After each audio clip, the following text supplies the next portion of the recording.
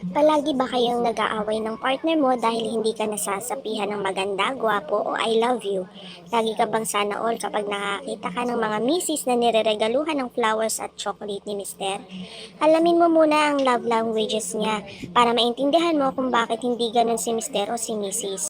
Kapag ang asawa mo ay madalas kang sabihan ng I love you, maganda ka, gwapo ka, ang love language niya ay words. Ipinararamdam niya sa iyo ang affection through words. Kapag naman ang asawa mo ay mahilig magregalo sa iyo, ang love language niya ay gift. Kapag ang asawa mo ay pinagluluto ka, pinaglalaba ka, ang love language niya ay service. Touch ang love language ng asawa mo kung mahilig siyang umakbay o makipag-holding hands sa iyo. Gusto din niyang niyayakap ka at random time. Lastly, yung asawa mong gusto kang laging kasama sa mga travels o ganap niya sa buhay. Ang tawag sa love language na ito ay quality time. Kapag nakita mo ang mga love languages na ito sa iyong asawa, magpasalamat ka.